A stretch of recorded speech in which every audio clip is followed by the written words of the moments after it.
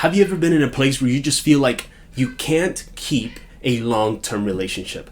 I'm happily married, but I've been in that place, and I don't know how many times I've heard people tell me, why can't I keep a man? Why can't I keep a girl? Why is it that I can't get past the 1 year mark? Why can't I open up to somebody without it just going wrong?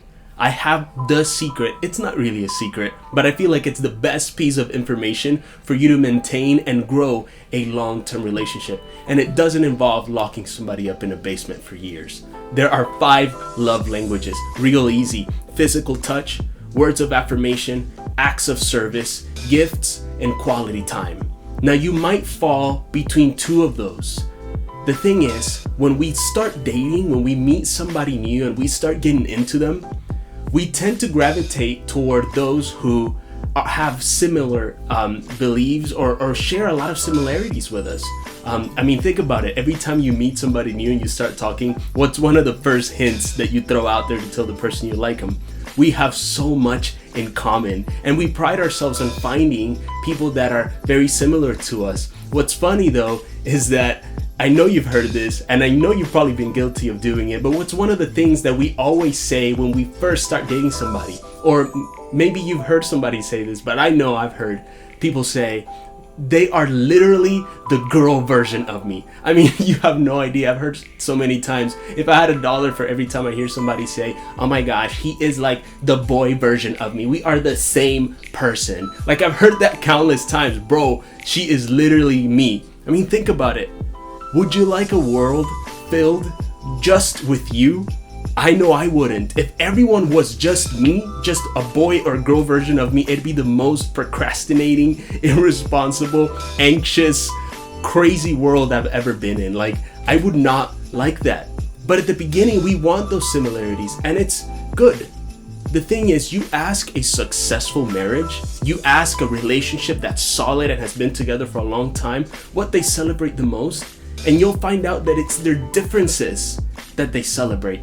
I love my wife, and at the beginning I used to say, man, you are the girl version of me, babe. We are literally the same person. This is crazy. And now, I laugh at it because we could not be more different. We are polar opposites, but it's amazing because she pulls in the areas of my life where I give myself slack, and she picks me up in every single area of my life where I let myself fall. And I believe that the reason why some of us can't make it to a long-term relationship, we can't hold a relationship for a long time, is because there is a misalignment or a misunderstanding of the love languages.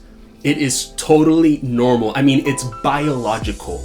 It's nature at work that when you get a boyfriend, a new girlfriend, you can't talk without having to make up for 37 minutes every 2 words. It's nature at work. It's your body and your hormones saying, I have found a suitable mate. You are not special, honey. I am sorry. We've all gone through it. But what happens when you have to return to normal life and you realize, well, I can't pay the bills with kisses. I have to go back to my normal routines.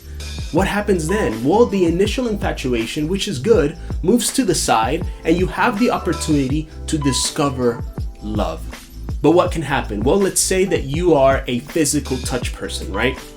And you love your new boyfriend so much. And you just have to touch them all over the place, and you have to kiss them, and you're just so crazy about them. But they're a acts of service person.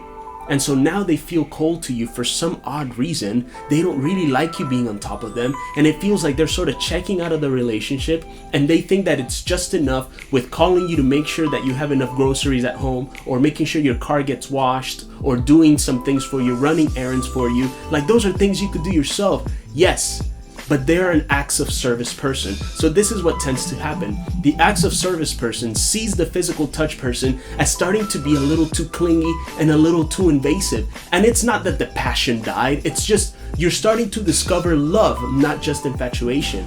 And so you're seeming clingy, but you're not a clingy person. What the heck? And so you get upset.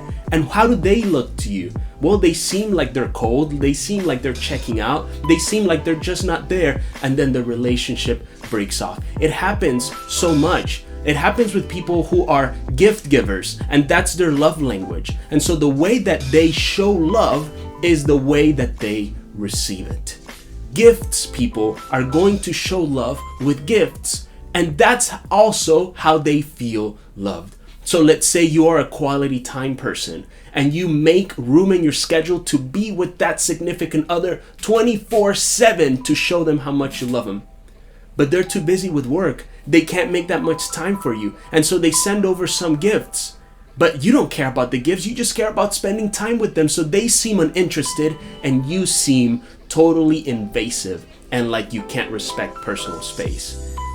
So we have these misunderstandings of love languages that are tearing up the potential to find true love.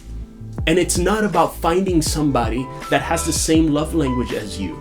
The truth is, you can have a much bigger romantic adventure by discovering a new way to love. So I'm gonna challenge you.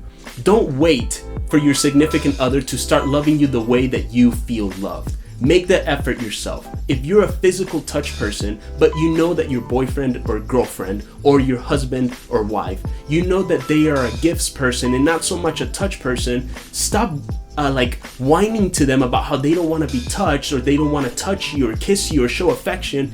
Let's start making the effort to show affection the way that that person would feel it. And you know what happens? That person starts to notice the effort that you give. I'll be honest with you. I'm a words of affirmation guy. I love for my wife to tell me that I look good, even when I don't. If you gotta lie, do it.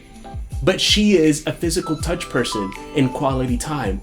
I tend to manage a busy schedule. And so I try to make time for her as much as possible. And I make sure that I'm giving her her fair share of hugs, her fair share of touch, and of kisses. All right, we're not gonna go into detail, but I make sure that I'm making the effort. Now, don't get me wrong. I love my physical touch, but sometimes because of my schedule and because of time, I don't get to see her like all of the time or be present mentally all of the time with her. So I make the adjustment.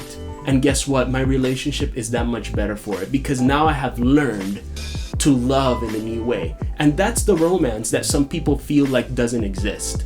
That Hollywood sells you this fantastic sort of ideal scenario that is never going to happen. But the truth is you can live a love better than the movies by starting with recognizing the love language of your significant other and adapting a little bit. And guess what? They'll reciprocate and activate your love language back. I hope this helps. Love you guys. Praying for you.